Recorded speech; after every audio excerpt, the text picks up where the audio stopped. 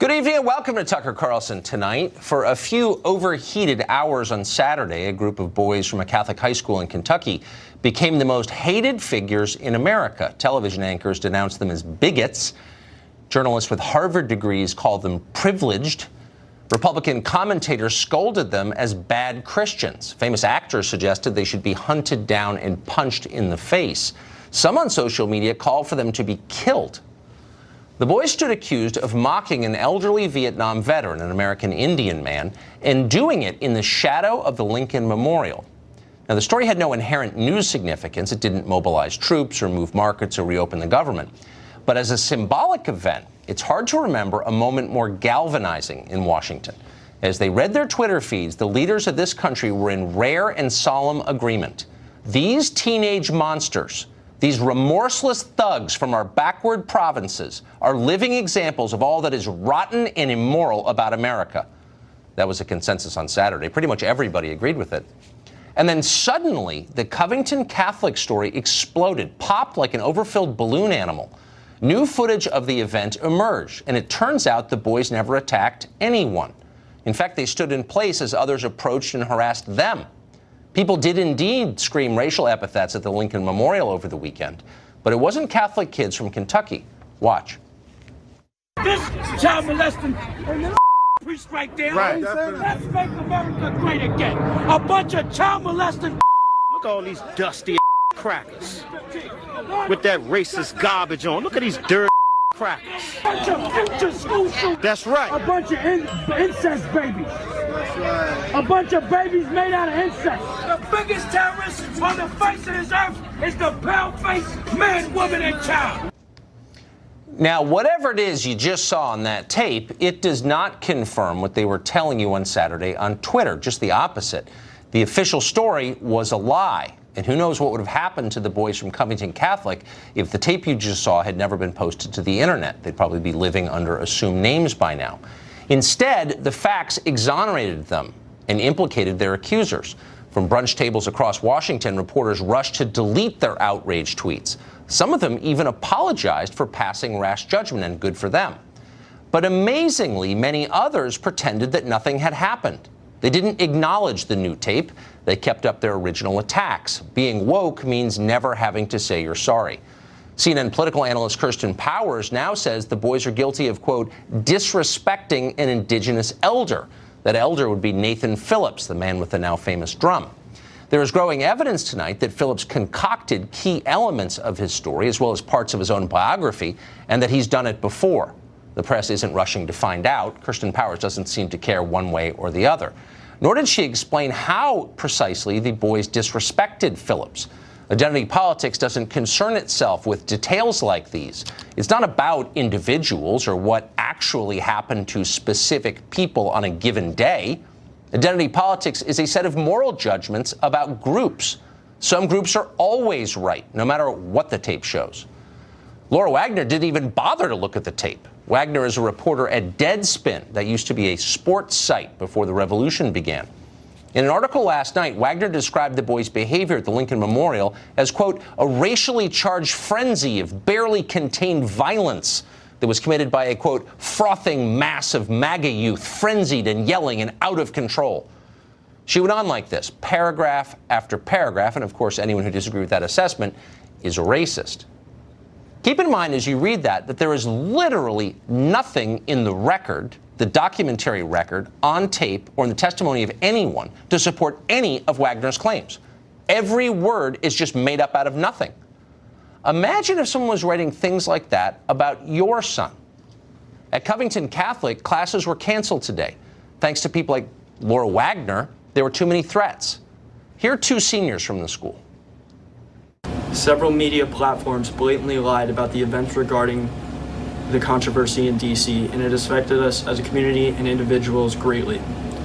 There have been many threats against our lives, against our parents. Some of these threats include that we should all be locked in the school and it should be burnt to the ground, the school being bombed, school shooting threats. I myself wasn't even present, but I'm very vocal about defending my school and my peers, and I have been doxxed on 3 separate occasions. There are real consequences for these actions, and it all spews from a 30-second clip taken out of a 2-hour video out of context, and people jump into conclusions before the full story is released. Nobody did their research, and it's now showing.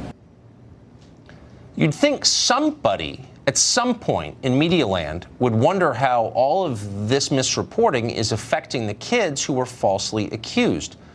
But no, there is no sympathy for Covington Catholic in America's newsrooms. In the mind of your average reporter in Washington, these kids are from a different country. Less than that, actually. They're from a hostile country, a place we must subdue for our own safety. That's the attitude, and it may account for the left's embrace of violent rhetoric in the age of Trump. Back more than a year ago, when CNN anchors publicly defended Antifa, it seemed at the time like they might have misspoken. Maybe they didn't know what Antifa was. Now it's clear they knew exactly what Antifa was.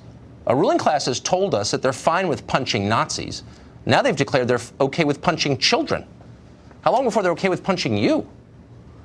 Jim Wilson was a chaperone for the Covington boys in D.C., and he joins us tonight. Mr. Wilson, thank you for coming on. I want to read the quote, in case you didn't hear it, from Laura Wagner of Deadspin, and you tell me if you recognize these events as something that you witnessed personally on Friday in Washington. Quote, a racially charged frenzy of barely restrained violence committed by a frothing mass of MAGA youth, frenzied and yelling and out of control. Those are the boys she's describing that you chaperoned. Does that ring a bell? No, it doesn't ring a bell at all. There were boys waiting to go home on the bus. They were waiting to do the cheers we normally do at the end of the local, at the Lincoln Memorial on the steps. They were behaving themselves. They were occupying themselves with time talking to one another. And then they had grown adults yelling things at them, and they started doing their school cheers to kind of offset the noise that was being presented to them while they were waiting for the bus. Were the school cheers racial epithets? Like, what were the school cheers? No, they just, they go CCH. I mean, I don't have them memorized, but right. they go through where they do a wave while they're sitting, and they'll do different types of cheers. There's one cheer where in the film you see it, the boy comes down and he takes off his shirt, and they flex their muscles and they scream loud. That's a cheer that you'll see on the football field or in the gymnasium that they do. It was more of a defensive mechanism than it was some sort of attack. Why do you think people who weren't there are mischaracterizing what happened there? Good question. I think it was because of the poor judgment of whoever took that story and ran with it, and then it just fed on people's worst expectations. And that's why myself, my wife, community people there, Rodney, Rick, Joe, we all got involved and started pushing back on social media, and we tried to find, see if anybody had tape of this that we could put on the internet to combat what was going on. These are young men who are about to launch into adulthood, go to college, get jobs, start families. What effect do you think this will have on them as they do that? Well, Tucker, I think it's going to be a learning experience for them. I think they're going to grow from this. I mean, right now we're all hurting.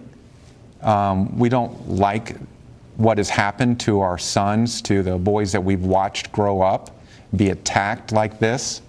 The character of these boys, I know they're going to get through this and be good men, but they're going to learn from this. What kind of, we played tape of two seniors from Covington Catholic saying they had received threats. Are you aware of threats? Yes. Yeah, there were, apparently somebody went through a directory, and people in the community that just had last names similar to the families were getting calls with death threats. And they didn't have boys going to that school. Is there any recourse, do you think, for these families? I mean, someone like Laura Wagner, who has a platform, makes false and defamatory charges against children. Is there any way to clear their names and to punish someone who would do that to kids? I'm not an attorney, but it's slander. It's an attack. It's using one's power to a point where it causes damage. Yes. Final question to you, how are the boys holding up? The school's slogan is a spirit that will not die, and they're embracing that. Done. What a senseless event. Jim, thank you very much. Appreciate it. Thank you. Matt Bevin is the governor of the Commonwealth of Kentucky, and he joins us tonight. Governor, thank you very much for coming on. You haven't reacted very much to this. I know you've been watching it carefully. What's your assessment of what happened on Friday? I was assuming that I could not weigh into the drama, but there had been so much effort to get my response that today I did put out a series of 3 tweets back to back to back, giving my thoughts. And my assessment is this. The level of bigotry that was evident throughout this came from one side entirely, and it was twofold. It came in the moments prior to the little snippet that sent people into a tizzy, when there was true racial bigotry shown by people that were with the fellow drumming when they told people to go back to Europe, that this wasn't their country, and also preceding even that, as people were yelling some incredibly vile and racist things at these teenage students. None of that was covered. That was the only true racism and bigotry that was evident on that day. Since that time, there's been an incredible amount of bigotry shown by the media. The people who took this and ran with this, who did not verify anything, the people who made assumptions about these kids because of their color, because of their gender, because of their faith, because of where they lived, because of the hat that they were wearing. People didn't bother to do the basic checking of facts that anybody who's worth their salt in the media should have and would have done, because this fit the narrative and the stereotype and the bigotry that they wanted so desperately to be able to run with. And I find it offensive that people have insulted these students as they did. Could they have themselves, in every instance, perhaps behaved more gentlemanly? Probably so. But as somebody who has a 20-year-old and 6 teenagers to boot, I can tell you teenagers sometimes act silly and goofy and irresponsible, but these children acted far more responsible during the course of that 20-minute interaction or so than any of the adults that were involved. Do you think that the reaction from the media, the analysis, would have been different if these kids had been from West Hollywood or Cambridge, Mass, in Washington for a pro-choice march? Do you think they would have had the same treatment? Without a doubt. I guarantee you, if somebody had been, and this idea that they instigated this by wearing something that has political overtones, give me a break. How many times did people wear Hope T-shirts with the emblazed image of our previous president without having to be blamed for inciting violence by doing so? They were exercising their free speech. They had every right to do so. And in fact, they weren't even speaking in large measure during the course of this. Simply wearing a slogan that has been associated with something political should not be attacked and vilified. They have done such harm to these kids. It reminded me of so many things such as have occurred at UVA and at Duke and Right. even with Richard Jewell in Atlanta years ago, where the media rushes to judgment. And it's so irresponsible. And there's no one, as I pointed out in my tweet earlier today, there are none so intolerant as those who preach tolerance to all the rest of us. There are none so quick to judge as those who tell us to be non-judgmental. Boy, is that true. Governor Matt Bevin of Kentucky, thank you very much for that. Thank you. Covington student Nick Sandman will have an interview on the Today Show tomorrow. Tonight, NBC released a preview of that. Here's part of it. Do you feel from this experience that you owe anybody an apology? Do you see your own fault in any way? As far as standing there, I had every right to do so. My position is that I was not disrespectful to Mr. Phillips. I respect him. I'd like to talk to him. I mean, in hindsight, I wish we could have walked away and avoided the whole thing. Well, the fact the interview took place turned out to be too much for many on the left. Progressive activist Amy Siskin has called for a boycott of NBC for the crime of talking to Salmon. On what grounds? Well, according to Amy Siskin, who's an Ivy League grad who left a high-paid Wall Street job to host a vanity podcast, the teenage Kentucky Catholic student is, quote, the definition of privilege, of course. Fox senior political analyst Brit Hume joins us tonight. How do you think, Brit, the media have handled this story in the past 3 days? Appallingly. What's so striking about this, Tucker, is this is a phenomenon we've seen over and over again. Not only did we just have an episode in which the special counsel's office had to come out and deny a widely picked up story from a sort of marginal news site, BuzzFeed, and all who jumped on that and took it very seriously were embarrassed by that. And no sooner does that happen, not to mention the chain of other bad stories that have gotten a lot of attention, then this episode comes along, and it seems that some of our media colleagues just can't learn their lesson. And these things that happen when you see them at first blush are so very often wrong. It happens all the time with natural disasters. It happens all the time.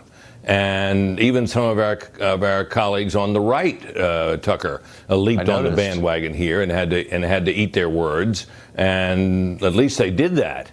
What is even more appalling is the reaction of those who attacked, and then when the evidence came out that made it clear that their original view of things was all wet, they continued to stand by them anyway. That's amazing to me. I would think they'd be so mortified that they would either retract their stories, take them down from Twitter, apologize, and remain silent. But no, you see people doubling down. I'm just totally astonished by it. I just find it amazing that maybe we have that unique industry in the media where you can be as wrong as you want, you can be as malicious and reckless as you want, and nobody ever gets fired. Is there any other business like that? Well, it can happen. People do sometimes get fired when the stories turn up wrong.